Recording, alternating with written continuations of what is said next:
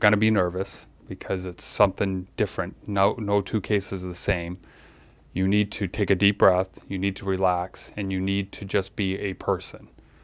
You need to be not an officer, you need to be a person. You need to be someone that they can relate to.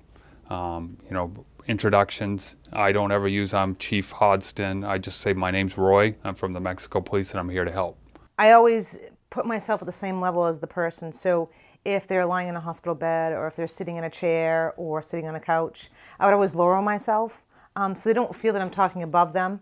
The first response from law enforcement was really comforting. And so for me, it was that I had made a phone call to a law enforcement officer in the town where the assault happened, which happened to be the town that I grew up in. And the officer that I was calling happened to be someone that I knew, which in my circumstance was helpful. She really just sort of said, these are the things that you can do, and then let me choose, and supported me in my choice. So I did decide to go in and sit with her and the chief of police and make the report. Years ago, I talked with a woman who facilitated a support group for sexual assault victims. And one of the things that she taught me was to just simply say, I am so sorry that this has happened to you. She said it's a powerful message to victims because they're often never told that at all. Well, just be a human being. If this was your sister, if this was your brother or your son or daughter, what would you say? How would you want to be treated? And just treat them that way. You really need to slow down and look around what you have and really spend time with the victim and the victim's family. Make them a little bit more comfortable, a little bit more at ease. Find something, similar likes, similar dislikes, whatever it is, where you guys can connect in that way. After my assault, I ended up going to the hospital, and the hospital called the police for me. I was really nervous at that point because my brother is a police officer on the department that was responding. But it actually went really well. They let me choose who I wanted to come. Which initially gave me that really good feeling of trust. It can be as simple as an officer walking in to meet with a victim and asking them, where would you like me to sit? When they've had power and control taken away from them, by you simply asking where would you like them to sit, and they're able to choose, you're giving that little bit of control back to them.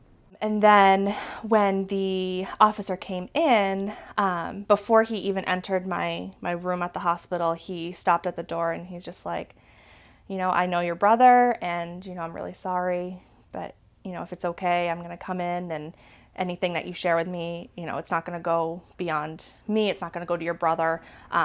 We're going to be very mindful of this. And, just instilling that trust was really important. I have seen male officers be able to talk to a female victim better than me.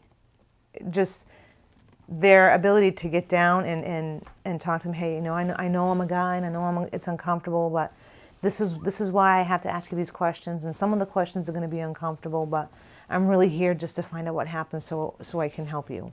And they do great. It's all about that compassion piece. It's all about treating people like human beings. Victims, if they're reading from your body language that you're not comfortable in hearing what they're disclosing, they're not going to disclose that information. They're going to shy away from it. Officers have to be cognizant of their facial expressions. If you simply make that will shut a victim down. They'll know, don't go there.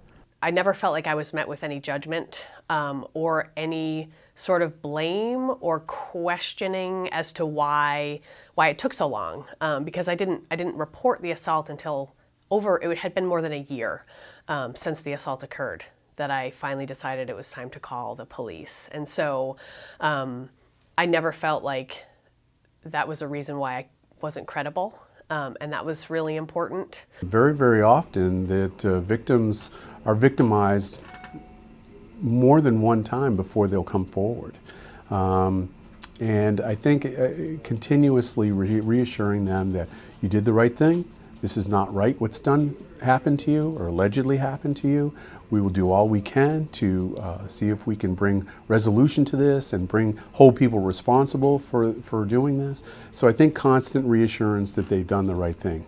By the time a survivor gets to a place where they're ready to talk to law enforcement, they've already spent a lot of time blaming themselves. And by the time a survivor is sitting in front of you, there's been a lot of thought and consideration and processing that has already happened, and just the amount of courage that it takes. Listen to what they have to say and don't pass judgment on the person until you have the full story and investigation. And don't bring your own thoughts into the case. Very important not to do that. You have to, every case is different and you don't know where this person came from or what they went through. So don't pass judgment. I have an amazing family that's super supportive, but there's only so much they can protect you from. And so having that law enforcement and beyond, you know, in that legal realm, genuinely care, genuinely believe you, and genuinely want to help makes it possible.